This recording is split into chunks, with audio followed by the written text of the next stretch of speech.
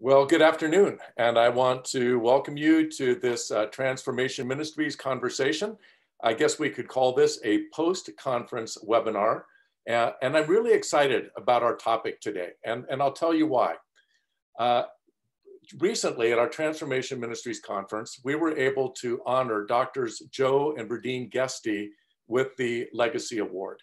And as Pastor Guesty was asked to comment on what it is that brings him joy in ministry, he talked about the ministry to generations, about watching young children become young adults, those young adults finding someone to marry, and then raising their own children in the church. Not every pastor has the joy of watching families develop like that, but every church has the privilege of helping families do that. And today, what we are talking about is children to young adults, growing them and keeping them. And of course, that's the challenge, isn't it? To help children grow, working with families to help them grow and deepen their relationship with Jesus, and at the same time, keep them involved in the church for the long haul. And all of us know the sad statistics that so often when people become young adults, they just decide that they're no longer have any real need for the church and they walk away. It's a privilege for me to introduce two people to kind of lead this conversation who are both so capable in their given areas of ministry. One is Amy Hall from Beachpoint Church, and the other is Eric Archer, who is at Friendship Baptist in Yorba Linda. And I'm going to ask Amy if you would just say hi, kind of introduce yourself to those who are here, say a little bit about your ministry, and then Eric, if you could do the same. So. Yeah, it's great to be with everyone today. As Doug said, I'm Amy Hall. I'm the family ministry pastor at Beachpoint. I've been on staff for 16 years. And the last 4 years, I transitioned from children's pastor to our family ministry pastor. And so I get the privilege of working with our children's pastor, our middle school pastor, our high school pastor, and even college young adults, and helping disciple really all of our kids, students, leaders, and parents at all of these ages. Awesome. And as Doug said, I am Eric Archer. I am here at Friendship Baptist Church. My formal title is pretty long, but it's the Minister of Worship Strategy and Engagement. I've been on staff for about 6 years. First came here as the Minister of Children and Youth. So I started as the youth and children's pastor. And before that was in ministry for about 3 years as a youth pastor in Atlanta. And so love this topic, still very passionate about young people and how we stay within the church and grow within the church, and love even being a part of that story and that history of my church. And I'll share a little bit about that today too. Awesome, awesome. So good to have both of you on the conversation. Before we start, I want to ask you, Eric, because your church is in Yorba Linda, and there's a fire that I've been hearing about, even living in Henderson, Nevada, that is impacting a lot of families. Do you have families in the church right now that are being impacted by what's going on? I forget the technical name for the fire, but out there kind of by the Green River, out in the hills by Yorba Linda. Yes, we do. One of our staff members was evacuated yesterday. She and her family live here in Yorba Linda and right by those fires. We also have some other members down in the Irvine area that have been evacuated. And so definitely keep all of them in prayer as they try to adjust and kind of find places to be in the meantime, and pray for the safety of their homes. Yeah. Thank you. And I know that we have one of our staff members, Elena, who needed to be evacuated from her home last night along with her family.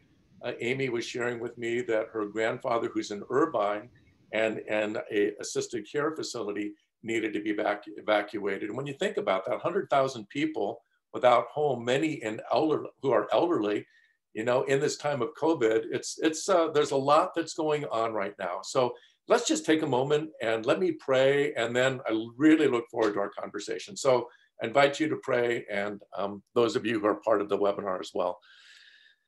Lord, we want to take a moment and look to you, sovereign God, and ask that even as this fire is displacing so many, that Lord, your grace and your mercy and your provision would be even stronger.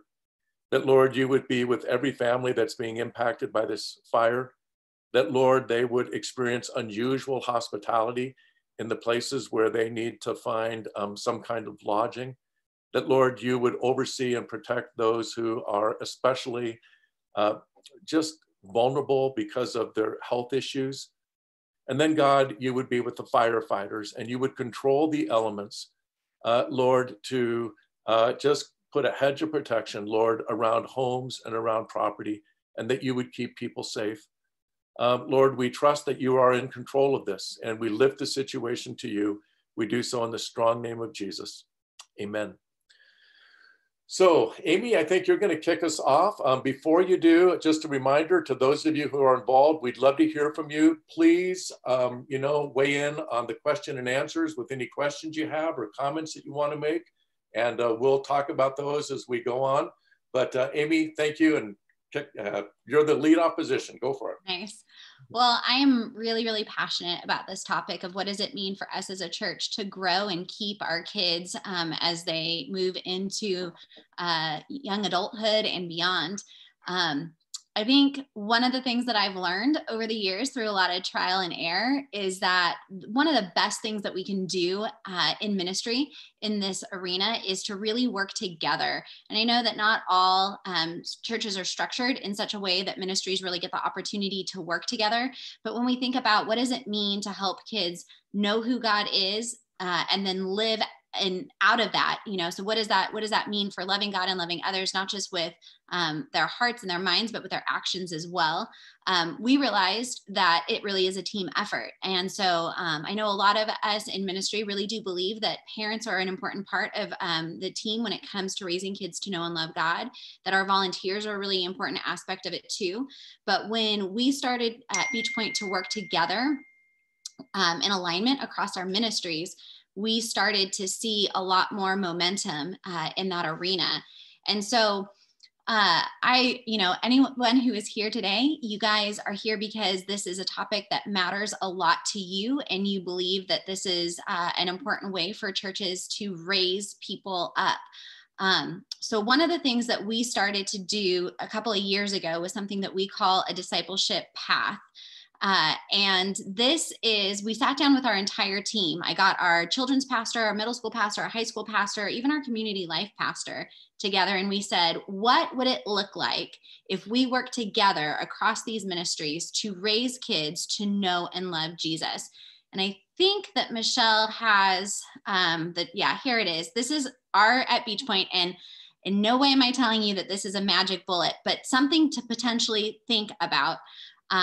Is at Beachpoint, our vision, our mission is to develop people as authentic followers of Jesus Christ who love God, one another, and the world. And then we started to kind of just put some smart goals around that. So what would it look like in kids ministry, middle school ministry, high school ministry, and beyond? And so you can see we've got a discipleship scorecard, some things that we're hoping that we're going to see in the lives of our kids and our students. So maybe a first step would be parents would take it seriously and they would choose to have their kids dedicated, because that's a sign that they believe that raising their kids to know and love the Lord is important. Then maybe we would have kids make a first time decision. They would be a new believer. They would decide to get baptized. And along with each of these steps on our discipleship scorecard, we decided that we needed to have clear, actionable ways that our ministry was going to come alongside. So if we want kids to make a decision to follow Christ, we need to be giving clear opportunities for what that is and what that means. When a child was to become a new believer, we want them to be taught what does it mean to trust and follow Jesus, because it's not just a high five and you're done, right? Trusting and following Jesus is a journey that we go on. And so we had things in our ministry that we were going to begin to hold our ministries accountable to. And then also we wanted to resource our families as well. And so this discipleship scorecard that we developed together as a team still really guides us as we live out what does it mean together to keep these kids. Because what we were seeing is that we had a really strong kids ministry, a really strong middle school ministry, a really strong high school ministry, but the ministries weren't necessarily working together. And so as we would transition kids from one ministry to the next, it was really easy for people to slip kind of through the cracks, because maybe the family connected really well to the children's pastor, but they didn't have that same kind of a relationship with the middle school pastor.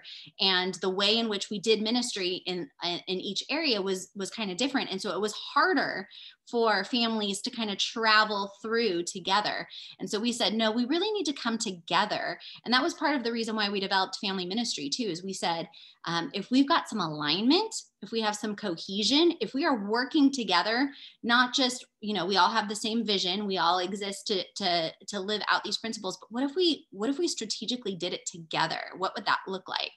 And once we started this, we started to see a lot more buy-in from our parents. Our parents understood like, oh, okay, this is how the church is inviting us as a family to come alongside of our students. And even our leaders too. Something that's a little bit unique to Beachpoint, which I think works for some churches and it doesn't work for other churches, is a lot of our leaders, because we've got large group, small group model across all of our ministries. And a lot of our leaders who start in kids ministry, they will move up with their kids, that small group of kids, through kids ministry, through middle school ministry, and even through high school ministry. We've had leaders that have gone all the way through with their kids. And that's been a tremendous asset to us as well, because it said, hey, this leader cares very deeply about these kids and they're going to mentor them the whole way through.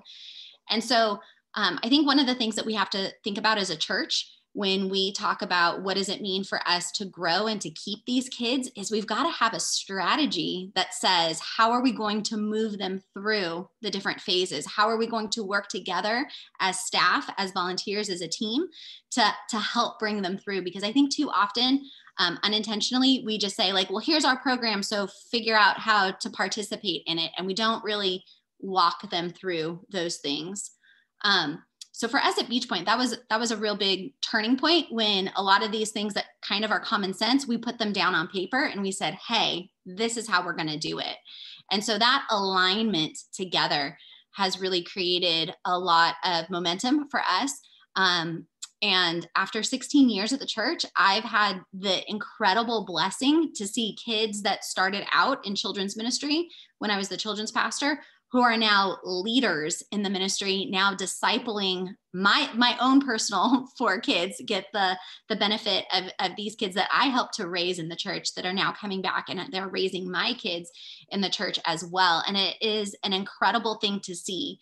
2 things that I think are really important as your church maybe begins to grapple with what does it look like to have a larger cohesive strategy that isn't just like a kids ministry or middle school or a high school ministry strategy, but what is our strategy as a church to do this?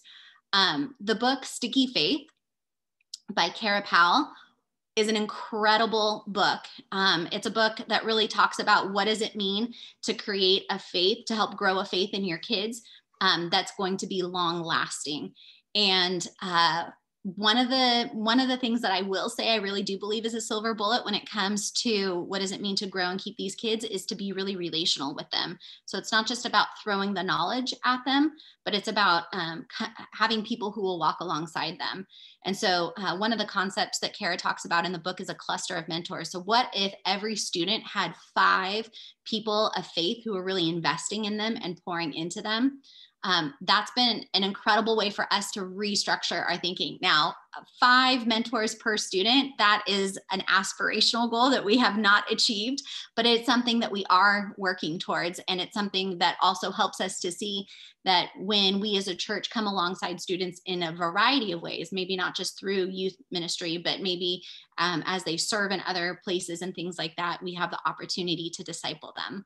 And then another book that's really helped us shift our thinking from kind of individualistic siloed ministries is the book Growing Young, also put out by the Fuller Youth Institute. And that's one of the biggest takeaways for Beachpoint in this book was what does it mean to have key chain leadership, to really pass on real roles and responsibilities to your students. And so it was something that we had seen happening in the church in kind of like little pockets and ways, like during maybe like our vacation Bible school, we would have a lot of youth serve. There were areas maybe in children's ministry where we had some youth serving, but when we really started to adopt this as an idea, what would it look like if we helped our students recognize this is their church, that this is their faith, that they have a responsibility not just to come and consume, but they have a responsibility to the body, and they also have a responsibility to go out and share that faith. This idea of key chain leadership really became super important. And as we have developed it further at Beachpoint, we now are seeing students, even in the midst of COVID, we're seeing students serve in our tech arts in really big, important ways. You'll see a lot of our camera operators on a Sunday morning might be middle school and high school students. And they're the ones who are like making that service happen for our virtual community in really important ways. And so as we got all of our ministry leaders kind of bought into this idea of key chain leadership and growing young, what does it mean to help young kids have real roles and responsibilities? We've just seen the ways in which our kids and our students understand this is their church, this is their faith, and they have a responsibility to it. And you know, when you teach something, you get so much more out of it than when you're just like a learner. And so now they are having that opportunity to even like bring along other students in these areas. And so, I mean, one of the things that I would most encourage you with is don't try to copy Beachpoint's model, but this idea that you guys as a church can have a wider strategy that isn't just ministry specific, that you guys could work together as a team to really say, even though you might not be the children's pastor, maybe you're the worship pastor, but you have a responsibility to help grow and keep kids, can become a really powerful thing that helps the church grow all together. And I think brings a lot of vibrancy and health to the church. And I would also highly encourage you to check out the book, Sticky Faith and Growing Young, if you hadn't. You're probably not going to find anything in there that you're like, whoa, this blew my mind. I never considered it before, but it gives some really good language to some ideas that you've probably kind of had floating around there, and then helps you to think through like how could you put some strategy behind these ideas to really make them come to life. And I know too, COVID obviously has given us a lot of challenges on how we do ministry. One of the things I say a lot is, you know, before COVID, our strategies were really working, but COVID really came along and it threw all of our strategies out the window. And it's a bummer because it wasn't necessarily stuff that was like unhealthy, but now we're trying to figure out like, how do we disciple people in ways that we just never had to consider before? But we've realized too, if we come together and we're creative together as a team, we've been able to come up with ways in which we're doing this, but as a team.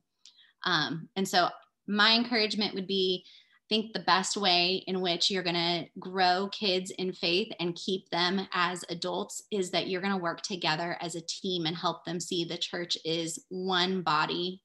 And yeah, there's ministries within that body, but the overarching theme is we are one body together, working to love God and to love the world around us. Let me see here. That is really, really good stuff. I really appreciate what you're sharing. As you were talking, and Eric, feel free to weigh in on this as well. I know I have some questions for you, but one of the questions that came in was, what are the Bible scriptures that you use as a starting point to develop people from kids to adults? So, you know, maybe the question is, are there key scriptures that come to your mind in your thinking, you know, for what you're doing? Yeah, I mean, I think the idea that we see in Deuteronomy, right, of we talk about these things with our kids constantly.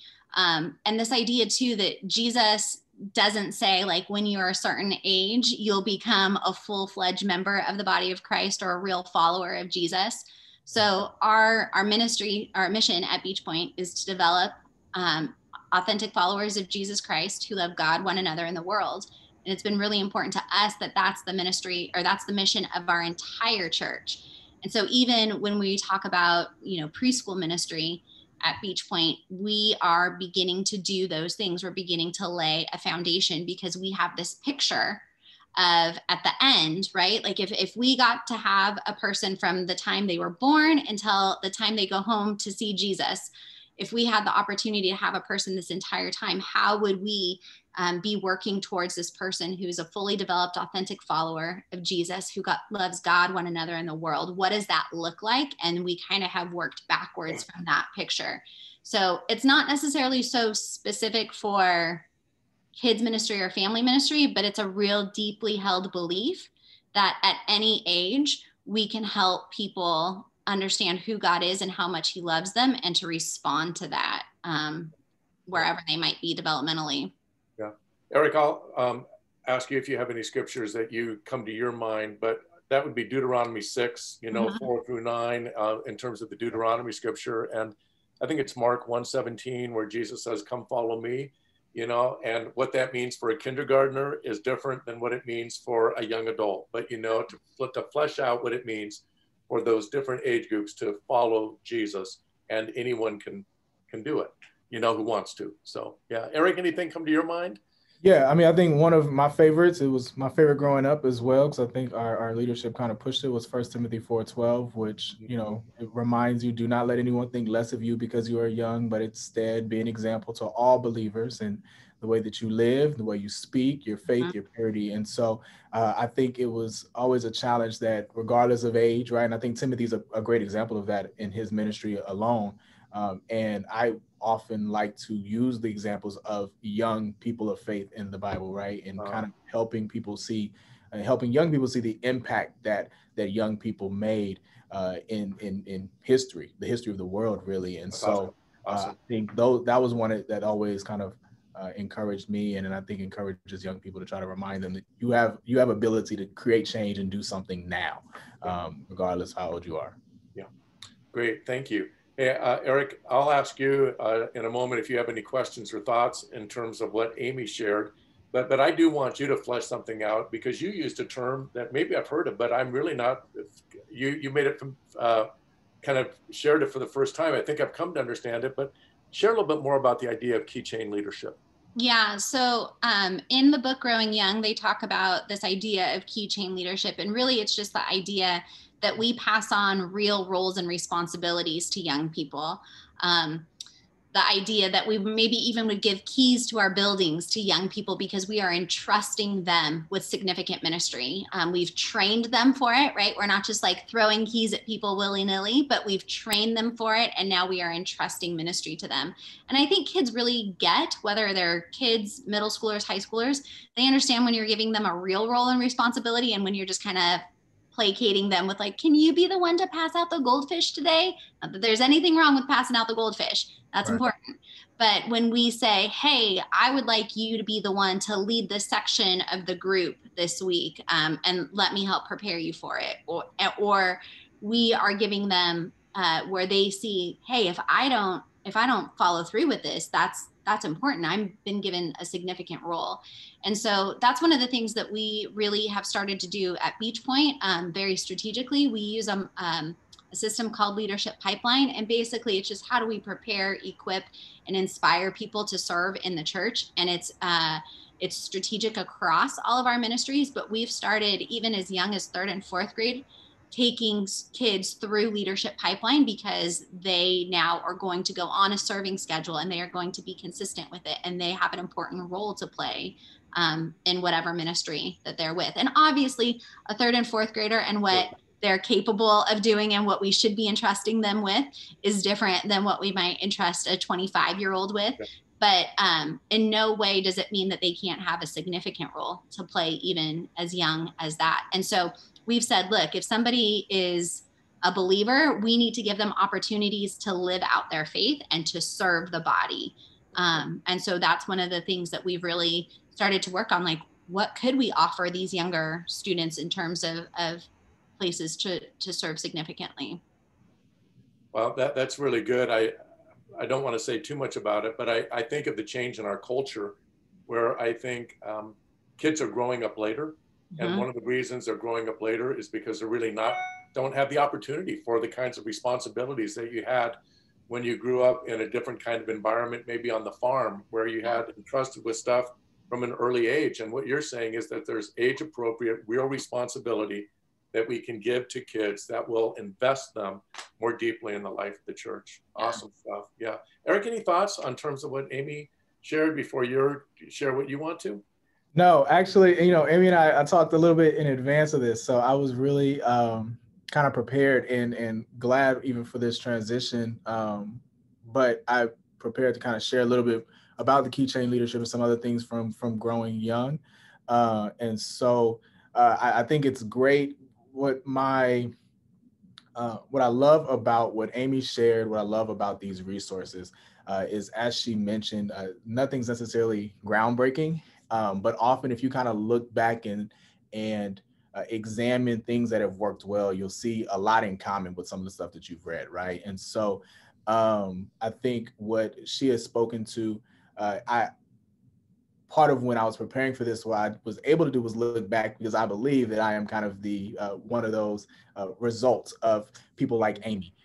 So I grew up here at Friendship Baptist Church in Yorba Linda, and went through children's ministry, youth ministry, and I go through the list on all the stuff we did. But I think that our senior pastor, Pastor Curry, who was my youth pastor growing up, feels that I'm kind of the fruit of that labor in some ways, as I came back at 25 to serve as a youth pastor, kind of take his place when he became the senior pastor, and do some things. And so a lot of what I'll present and kind of what we'll see from Growing Young, from the Fuller Youth Institute, a lot of that is things that we were doing as a church. It's what Amy has referred to that Beachpoint is doing. And I think that what we'll come to find is at our churches, we all have the ability. It does not matter the size of our church. It does not matter the age of our church, whether we're 5 years old as a church or 100 years old as a church. It does not matter if we have a full-time staff or if we have mostly volunteers, but that these things are kind of in common. And so, yeah, I think that what she has shared is great, that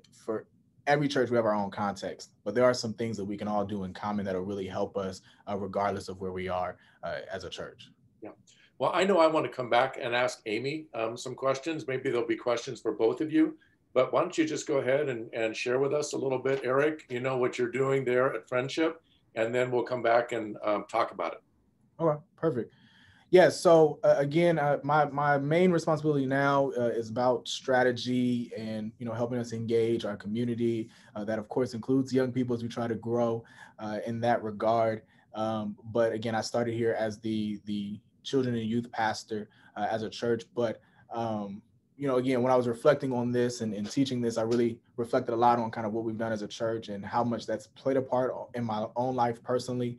As I said, I did grow up here as a church. My wife also grew up here in our church. And so both of our parents are still members of this church. And now our kids are growing up in this church. And so we are the result of even what you said that Pastor Gusty referred to, kind of watching generations happen. And a lot of the things that Amy referred to, a lot of the things that are in this presentation are things that our church did and that we adopted without necessarily having the research at the time, but it was things that worked well. And so I did want to share kind of a presentation to show what Amy referred to when she talked about Growing Young. Growing Young has these 6 core commitments.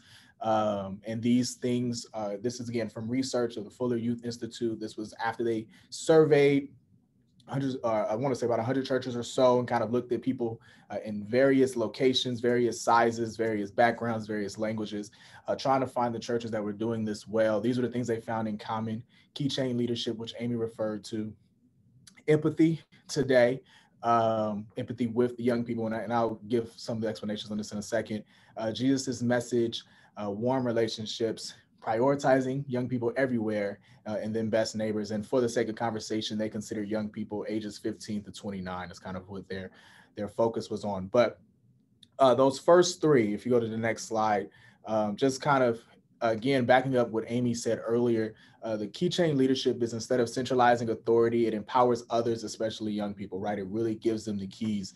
And I love what she referred to there, that it really is like giving people the keys to the car and saying you can drive now, giving the keys to the building. But it's really about sharing those. And I'll talk a little bit more about that in a second. The other 2 commitments that are shown here is that we empathize with today's young people. So instead of judging or criticizing, that we step into the shoes of this generation. And that these are things that I think we are trying to do as churches. I think we work pretty well at this and doing our best to do that. But it was something they found in common with all the churches. And then that they take Jesus's message seriously. Instead of asserting formulaic gospel claims, they welcome young people into a Jesus-centered way of life. And so, again, of these 3, I think the one that probably just needs a little more fleshing out based off of what we've already talked about, because I think the other 2, I think we kind of get as a church, is this keychain leadership. And so on the next slide, I pulled out a quote from the book that I thought was meaningful. It says that we've coined the term keychain leadership because it is different from many popular and recent leadership programs. While every leader has keys on their key ring, not every leader uses those keys in the same way. And some leaders cling to their keys tightly and refuse to share them even for a moment. But keychain leaders models a posture of giving away access and authority. I love that part. And this posture not only empowers others, but also meaningfully links them to the life of the congregation. And so this keychain leadership, when you were even kind of breaking it out, they gave us 4 different types of key leaders.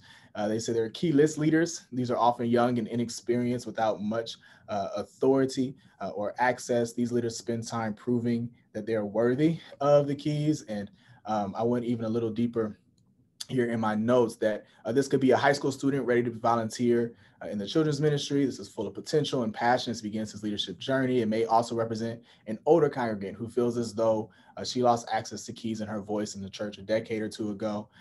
There's also key hoarding leaders, always holding the keys and refusing to give others access. They run the show. This might include an outgoing, extroverted ministry leader who draws a crowd through sheer personality and ends up driving away others who offer help. And then there's key loaning leaders, often taking keys off the keychain and letting others borrow. I think Amy referred to this as the, pretend like I'm giving you some real authority, right? Letting others borrow them temporarily. They make sure the keys are returned quickly. And then one example might be a pastor of a fast-growing church plant who knows the contribution of others is important, but also believes that others won't do as good of a job as he or she. And then, of course, keychain leaders is what we're shooting for and what Amy has referred to in far as what they've been able to recreate at Beachpoint. They're very aware of the keys that they hold. They're constantly opening doors for some while training and entrusting others who are ready for their own set of keys. And they say this could be a longstanding senior leader, associate pastor, trusted volunteer, who young people, staff, and congregation members turn to for advice or to sharpen their ministry skills. Everyone seeks to get better when this leader is involved, and a long list of people can point to this leader as the reason they serve in the church today.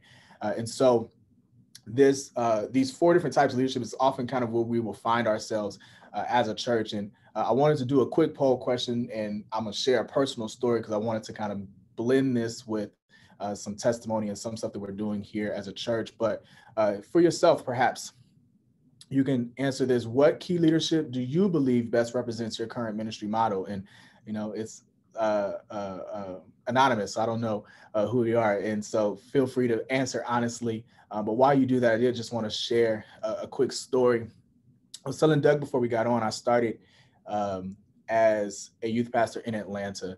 And it was the way that this happened was actually as a result of key leadership. I just attended the church. I was just a member, a college student there who showed up on Sundays for the most part, but didn't do much else. But for whatever reason, our senior pastor invited me to be a part of a panel on a men's prayer breakfast that was coming up. And, in my mind, I was just coming to share some ideas, to talk about some stuff, sit back, and then just show up and eat the free food when the time came. That was kind of my goal. But I got into the meeting, and when I got into the meeting, I shared maybe like one idea I thought was just going to be kind of negligent. And the next thing I knew, I was running the men's prayer breakfast. And I had no idea how that happened. I had no, kind of background or experience in ministry at the time. And did my best with the prayer breakfast and, decent turnout, things of that nature. But it was an event that had been going. I didn't think I had much to do with kind of its success or anything. But it was a few months later, after kind of having a call to ministry and kind of doing some prayer and approaching my pastor and discussing with him, that he approached me about considering becoming the youth pastor at the church. And he pointed back to my leadership at the prayer breakfast as far as an example of kind of him being able to see, what I was capable of. And for me at the time, even when he told me to be the youth pastor, again, this was a guy at the time. I wasn't seminary trained. I wasn't, I didn't have a lot of experience. I love the church. I grew up in the church, but I didn't believe I was someone that was necessarily qualified. And, of course, they would send me to get trained and learn and stuff. But at the time, I wasn't any of those things. So for him to trust me with that was something that I was not prepared for. But he saw something in me that I didn't see in myself at the time. And, the rest is history as far as kind of, I do this now, work in ministry and work at a church full time and for a living. And so it was him trusting that 20-year-old young man back then with, one thing that seemed negligent, seemed like it didn't matter all that much, that ultimately changed the direction of my life really as a whole, as far as what I did. And so I think it's a great example of really giving someone the opportunity, giving them access, giving them authority. And that's what key change leadership is about. And understanding that even when that happens, it may not happen the way you want it to, right? That in key change leadership, somebody may do the job differently than you would have, that they may fall short slightly, but that it's still ultimately the long-term impact is great. And so love these results. It seems we're mostly a key loaning leadership, which I completely understand. It's great until it's not what I want. Then I'm going to go do it. So I completely understand that, and I get that. So that's great reflection, great feedback, and prayerfully as we go through this, and even as you reflect on some of what Amy shared, it'll challenge us to move towards key change leadership. I'm gonna keep moving just again for the sake of time and talk about these last three before we kind of get into questions. And so the last three core commitments, one is fuel a warm community. And Amy referred to this when she talked about the relationships being that one thing that really she has seen time and time again. And it's, instead of focusing on cool worship or programs, you aim for warm peer and intergenerational friendships. So creating the opportunity for the youth to hang out, that's great. For the high school students to hang out, that's great. But also opportunities for the high schoolers to engage with college students, to engage with young professionals, to engage with elders, to engage with whatever the case may be. And creating those peer friendships and relationships is important. Also prioritizing young people and families everywhere.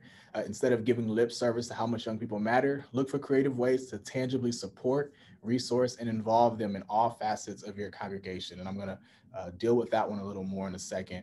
And then finally, be the best neighbors. Instead of condemning the world outside your walls, enable young people to neighbor well locally and globally. And so that's just a summary. The book gives you so much more, so I do encourage you to go and read it as well, as Amy encouraged us to do. But these slides or these points just kind of give you an idea of what the study focused on and what it discovered. The other thing that I found in that prioritizing young people, and why I wanted to kind of focus on this, is because they found this to be kind of the hinge, which we'll show in a second, where the difference between a church that is great at engaging young people in a season and instead eventually still grows old, and the church that is great at engaging young people and continuously grows young and continues to backfill in that regard, that way. It says, regardless of your context, our research has convinced us that the hinge point separating churches that grow old from those that grow young is priority.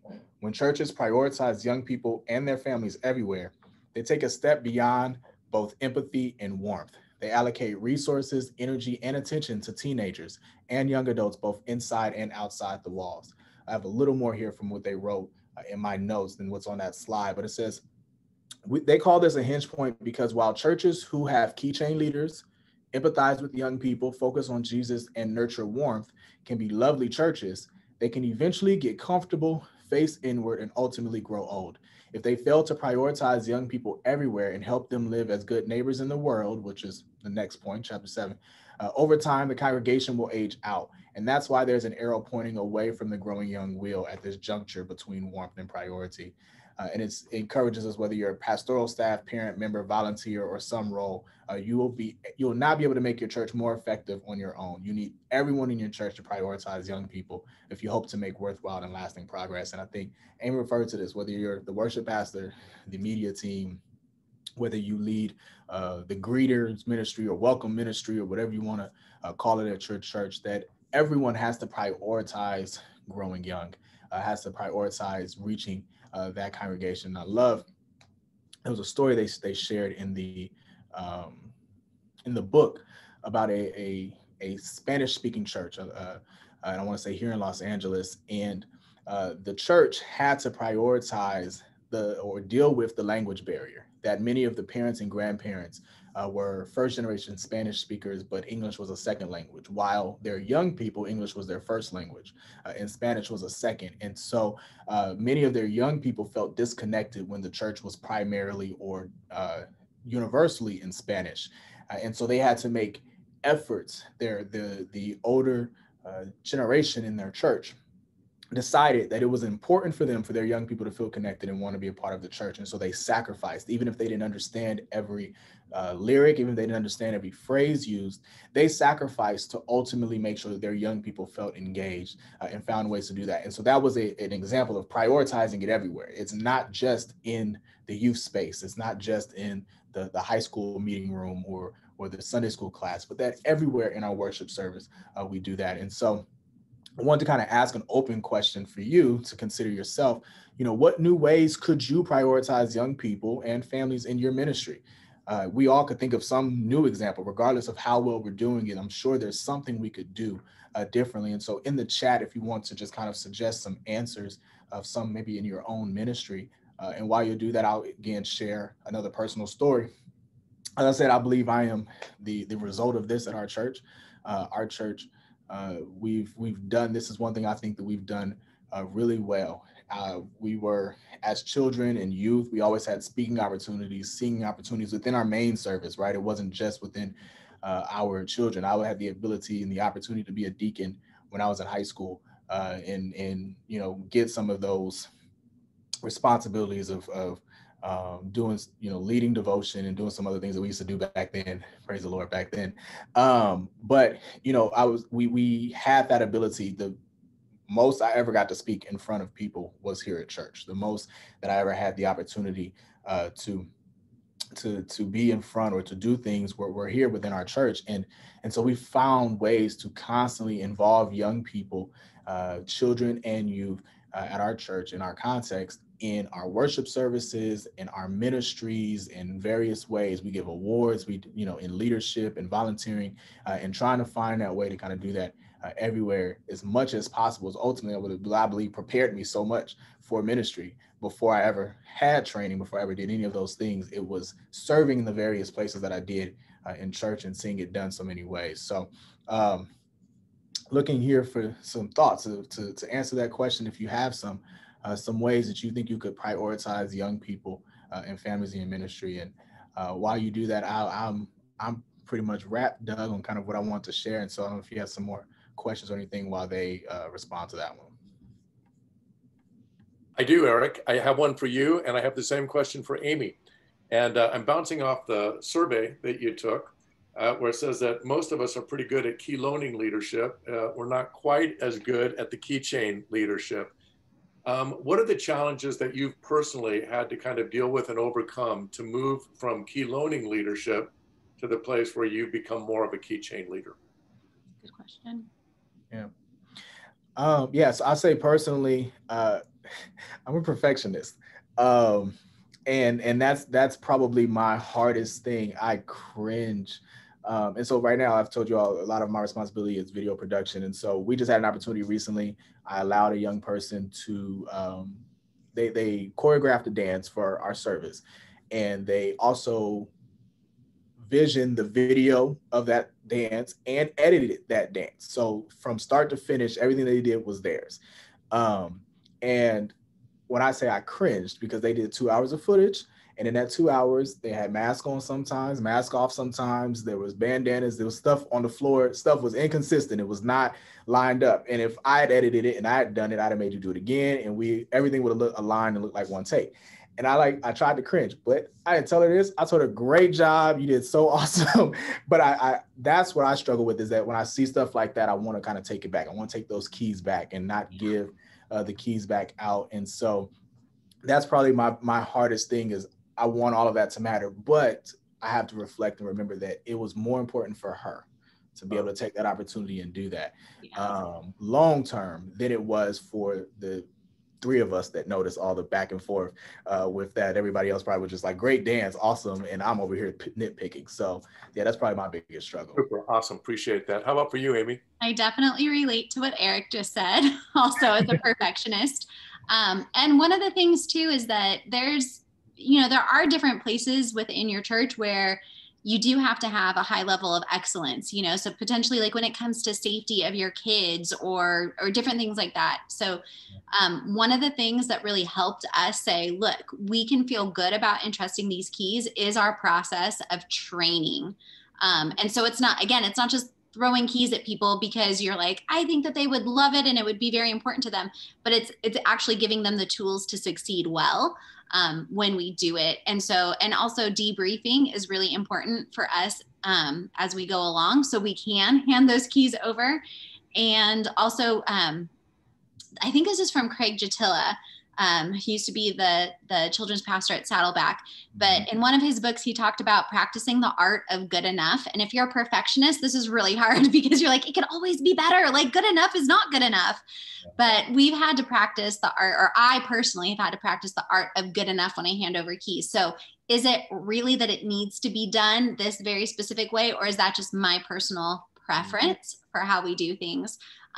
It's hard. It's really hard to pass on those keys, but if you can do it, and if you can do it consistently, you will start to see that it is helping you achieve your much bigger goal of discipling people. Then, yeah, dang it, there was stuff on the floor. They had masks on, they didn't have masks on. Like, that hurts. Yeah. Yeah, and can I add to that too? That Sure, I also try to reflect and say, Jesus could do a lot better job than I could, but he trusts me with a lot. And so I try to remind myself that if he did it on his own, if God did it on his own, it'd actually be perfect. But he trusted me and let me, and I make mistakes as well, and I don't always do it right. And so I have to try to remember to practice the same grace and offer the same grace that God offers me. And I think that helps me sometimes. And I think too, Eric, one of the things you touched on that I think is super important is I think a lot of us who are in ministry now, somebody did hand keys over to us at some point, and we probably didn't even feel prepared for those keys. I mean, I know I started volunteering. I grew up at Bethany Baptist, another TM church, and I started volunteering in kids ministry, and then I was given more and more responsibility. And I look back on it now and I'm like, holy cow, why did they give that to me? Like, I did not know what I was doing. But it was so important for my own development, my faith development, and the confidence that I have now as a leader. And so, yeah, I think to remember too, that at one point, my executive pastor and I joke sometimes, like, we used to be young and dumb too, and somebody took a chance on us. And so we're really thankful for that. And so I want to extend that as well, as somebody who didn't necessarily always hold those keys initially very well. I think Jesus said something about keys, didn't he? And I think he was talking to his disciples when he said he'd give them the keys of the kingdom. So maybe we learn from that. Yeah. Hey, I've got another question for both of you. I really appreciate the emphasis on kind of the big picture. That I think that's so key in terms of what we're talking about, from children to young adults, growing them and keeping them. My sense is that a lot of times, and Amy, I think you touched on it, something gets lost in the handoff. We talk about a relay team. The critical time is when they're passing the baton from one group to the next. What kinds of things have your churches done to help the transition from one age group to the next age group be successful? I mean, listen, I know that not everybody has this kind of senior leadership, but Bill Stafiri, our senior pastor, cares deeply about us doing this well. And he is a very collaborative senior leader. So he allows us to work together. And I know that there are some churches in some contexts where ministries feel very siloed, and it feels almost like a competition, like who's got the better ministry, the bigger ministry, the more flashy ministry, the ministry that the mommies like best. And we've really worked hard internally as a team to tear all of that down and say, we do this together. Ministry is a team sport. And so I really think wherever you are on that org chart, you can start to tear down some of those walls and work with other ministries so that you can transition well. We start to think every year about 6 months before graduation, okay, this is the transition. Our children's pastor meets with our middle school pastor, and they're like, these are our kids that are coming up. These are our leaders that are currently serving with the kids. And we try to do that in every area so that we can hand them off well. I know it doesn't work for everyone, but one of the things that has helped us a lot is that we tend to have at least one guy leader and one girl leader from kids ministry that's been working with like our fifth graders will move up to middle school with that group. And so that leader who's built relationships with parents is a consistent force in helping them move across and navigate through. but our ministries being aligned in things like our language, like we talk about leadership pipeline. What does that mean? We talk about just even like the ABCs of trusting and following Jesus. Like we have common language that helps move us through, and common ways that we communicate that help move us through. But it's hard because you have to be really collaborative. You have to work with other people. And you have to be willing to say, like, maybe my ideas aren't the best ideas, and I'm willing to adopt somebody else's ideas. Yeah, awesome. Eric, thoughts on transition and what have you done at Friendship to help that be successful? Yeah, every season's actually been a little different. So there was a season where we didn't have to work so hard to do that. And I think it's because our parents were a little more involved and engaged, right? And so when parents are really involved, kids don't really have much of a choice to kind of transition and make that choice. Of late, even kind of when I first returned back to Friendship, parents were a little more hesitant to put their young, let's say 5th or 6th grade student now with either older middle school or even younger high school or whatever the case may be. And so we had to do a lot of strategies to also make parents feel comfortable. And so I think what Amy suggested regarding the leaders moving up is definitely a great strategy. Unfortunately, we at Friendship, our leaders are kind of entrenched. They like their children, they don't like the youth, that kind of thing. But we would do an open house. So before that, we would just kind of invite parents to come to our youth service and be a part of that service with their students so they can kind of see what it is. And, we're not all the scary high school students, that kind of thing. And so we've tried different strategies here and there, but I do think what she referred to and kind of alluded to is parents being comfortable is also extremely important, as well as the students being comfortable. Sometimes it's the reverse. Sometimes the kids are ready to move on before the parents are. And so really kind of leaning into that, making sure that relationship is one that they understand, that they can trust those leaders, that they know those leaders, that was something that was really more recent for us that we really had to focus on. I think that's really right too, Eric, the communication and relationship, right? Because if I don't know anybody, that's really hard to trust that leadership. But if somebody's taking the time to get to know me and my kid, and I think that is huge. And so when you're a smaller church, you can do that probably more as a staff person. And when you get bigger, that's something that you've got to really train your volunteers to build those relationships with the parents. And I think it can be harder as the kids get older to see the value of building those relationships with parents. But it's really important if we say, actually, it's going to take more than just me to disciple a kid. It's going to take their family's involvement, their leaders' involvement, other mentors in the church involvement. And so working really together as a team and not like siloing off that information is good. Many, many years ago, I was in youth ministry, and I learned one of the things, that I know that you both have experienced again and again. And that's that when you take kids to camp for a week, 1 hour back with a family that's far from God can pretty much undo every good thing that God seemed to begin in that person's life, and you just realize the importance of working as closely as you can with families, whether it's the Christian families in the church or developing strong relationships with families that send their kids to the church but don't come themselves. Appreciate you touching on that. Yeah. Our time's almost up. So here's what I'd like to do. I want to give each of you an opportunity to kind of have whatever closing sort of blip that you want to give. But for those of you who are viewing right now, I know there have been some requests for the scorecard. That's from Beachpoint. And also, I think some of you might be interested to see the wheel that Eric has talked about. So we will get that to both of you. I think it can go to those we'll just email it to you. I'll commit ourselves to doing that. So you'll be able to have that. I also want to remind you, this has been such a helpful conversation. So good. All of the webinars are available on the conference app. We finished the conference a week ago Thursday. Was that last week? I don't even remember when it was, but it was recent. But everything that happened at the conference and all of the pre-conference webinars and now the ones that we're doing after the conference are available on the Whova app. So go there if you want to listen to any others. And if you didn't register for the conference but want to hear others like this, I would encourage you to register for the conference It's only $15. You can have the app. You have access to all of these resources. So Amy, thank you so much. Final thought. And then Eric, final thought. I would just say it is hard work, but it doesn't have to be complicated.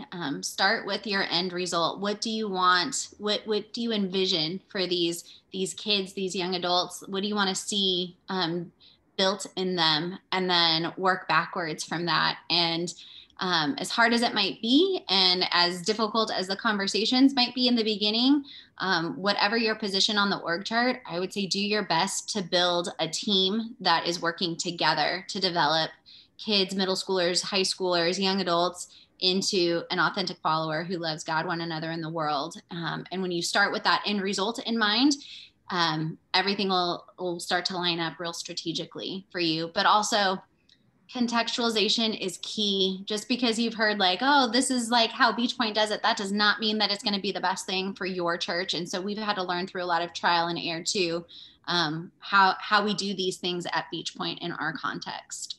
So good. Thank you so much. Eric. Yeah, I mean, I just first commend everyone who's watching, because I think that you're taking the time to view this shows that the young people are a priority to you and to your church. And I want you to keep that. One of the things we like to say here is, children are the church of today, not the church of tomorrow, right? So we believe they are the church. They are followers of Christ. They are important to the kingdom, just like any of us. And so I think if you have that mindset and that heart and that priority to continue to include them, to grow them, then you're willing to take some of these chances. You're willing to fall and stumble sometimes and get back up and do it again. And I think I want to encourage you to just keep that heart, keep that mindset, even when, as you will find out, and though anyone that's worked in children's youth ministry has found out, it doesn't always come out the way you want to, right?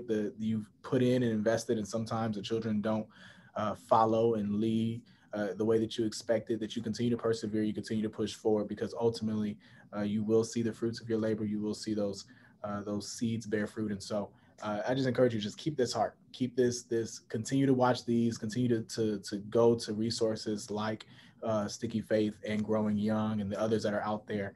Continue to make this a priority for you and your church, because if you do that and if you have that heart, it'll help you to really push through. Eric, thank you so much. Amy, thank you so much. And those of you who were viewing, thank you so much. We'll see you next week. God bless. Thank you.